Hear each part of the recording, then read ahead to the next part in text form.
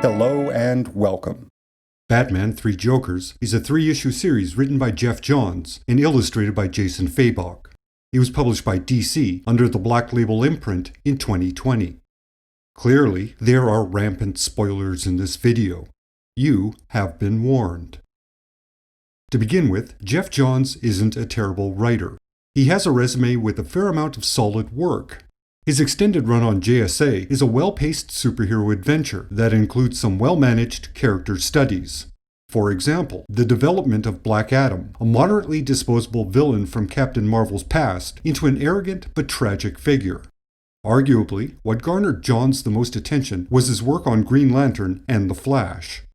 With both of those characters, he retconned and explained their convoluted history. Sure, if one looks too deep, lapses in logic will leap out. But on the surface, if one goes with the flow and doesn't think too much, both are reasonably good reboots of two popular characters.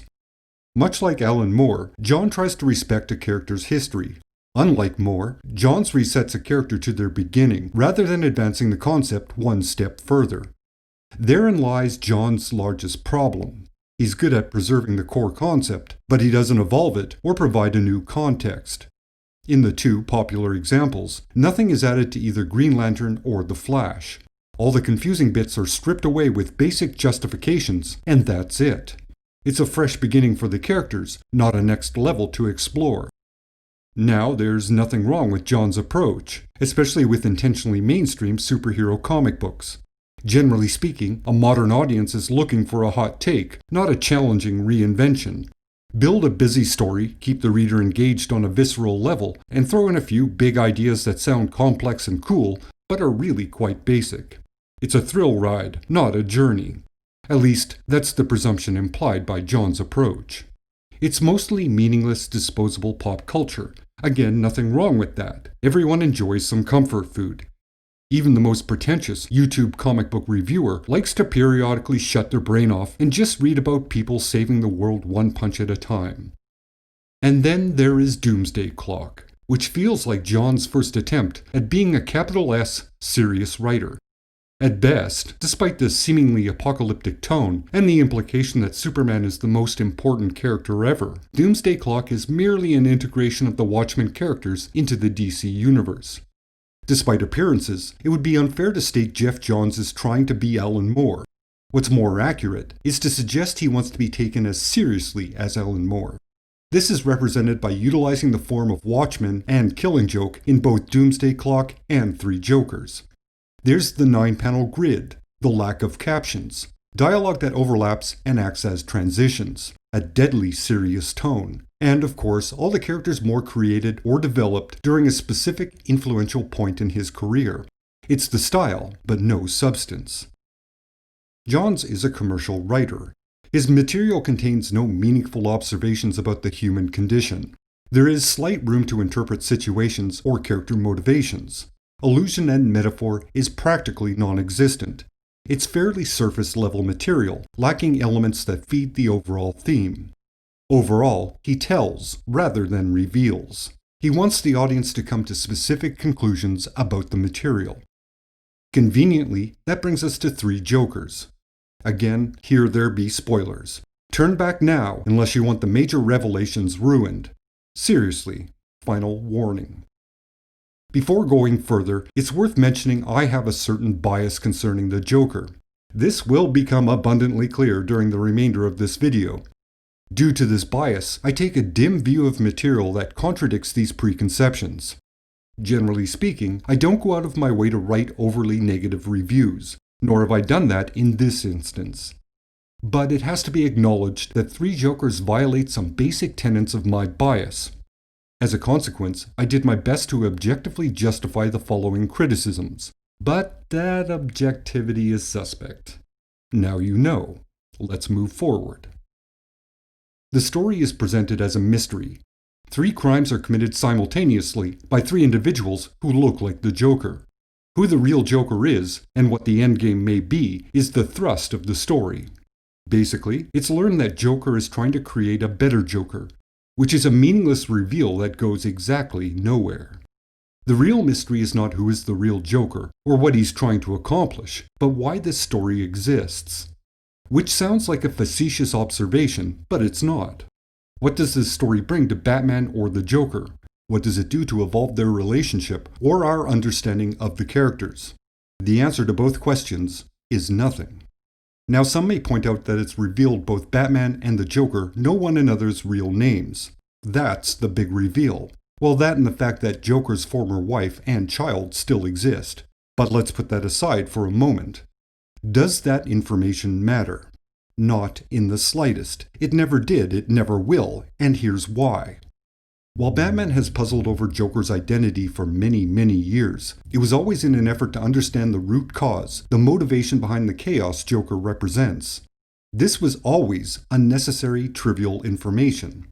That's the irony to Batman's obsession. It was a logical blind spot he couldn't see past. It never mattered who Joker was at one point in his life. All that mattered is who he is in the moment. He is adaptable and unpredictable. And knowing his past does not inform anyone of his current potential or capabilities. Or, in other words, the person that fell into the vat of unspecified chemicals is not the same person who emerged. The person who fell was erased. The person who emerged was the Joker.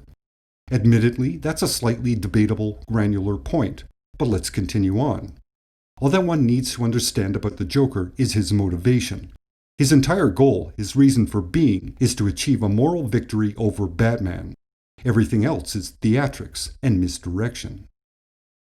I need to pause and clarify for a moment. The Joker knowing Bruce Wayne is Batman occurred earlier than this miniseries. It was revealed in Batman Secret Files No. 3 from June 2020. This ties into the Joker War storyline from the regular Batman title. Considering how long Three Jokers was in production, this reveal was something that was likely intended to occur before or concurrently with this issue. But the timing was off. It stands to reason this big reveal would come from a well-known and, at the time, more high-profile writer like Johns, rather than a slightly unknown writer like James Tynion. No offense intended, Mr. Tynion. The point being, it was a big deal and a new addition to the Batman mythology, so it probably originated with Johns. And I believe it was intended to be presented in a heavily hyped project like Three Jokers, rather than being part of a throwaway Batman special. But that's speculation. One final point. Why draw attention to something that doesn't matter? It literally makes no sense. Okay, moving on. And then there's the wife and child. The problem with this inclusion is it firmly grounds the Killing Joke as actual canon. Certainly within Killing Joke, the story of the present, notably represented by Barbara Gordon's trauma, was canon. However, the backstory of the Joker was unreliable. Briefly, it could be seen as a version of the truth, as opposed to the literal truth. While it was told in omniscient third-person perspective, these were flashbacks triggered by specific images. The transitions implied these were Joker's memories. Due to this, they are remarkably unreliable, considering Joker's nature. This could have been a narrative he believed in the moment. Its veracity is questionable. Did those past events in Killing Joke actually happen? Well, they happened in Joker's mind.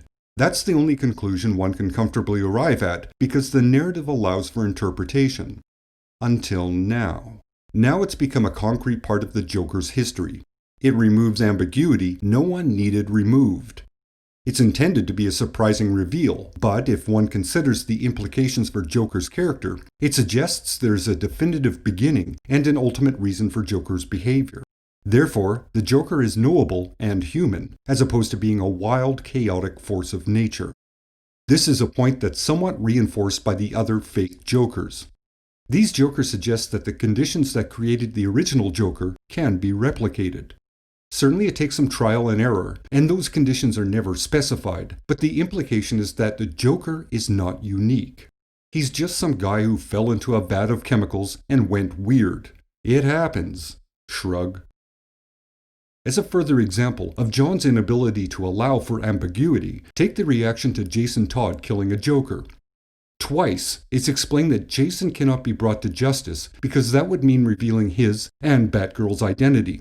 As a consequence, that would reveal Batman's identity. As a justification, it's fine. It works to explain away a plot point. But here's a better way to write that scene.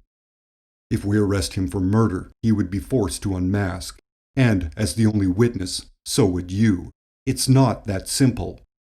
Think it through, Barbara.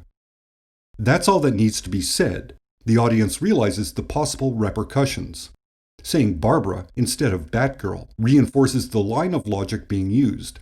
Your identity is in peril. So is mine. It's terse and direct, but leaves room to interpret its meaning.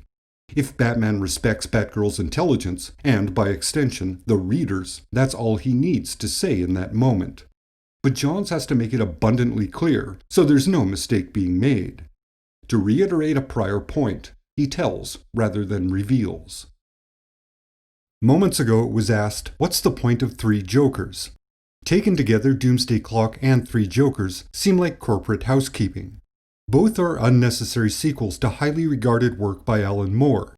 In a manner of speaking, they read like the publishing company reclaiming these properties. That is, Watchmen and Killing Joke no longer exist slightly to the side of the DC universe. They've been fully integrated into mainstream continuity. Of course, Killing Joke was always canon, to a degree. It led to Barbara Gordon becoming Oracle and becoming an integral part of Birds of Prey. However, the Joker's past was always a topic that allowed for interpretation. This and the conclusion of Watchmen had intentional ambiguities for the audience to engage with when the stories were concluded. Famously, Grant Morrison interpreted the ending of Killing Joke as Batman killing Joker off panel. While not in the script, according to the artist Brian Boland, and therefore not intended, it's an example of the conclusions one can draw from the material. In both cases, the ambiguities in the story have been set in stone.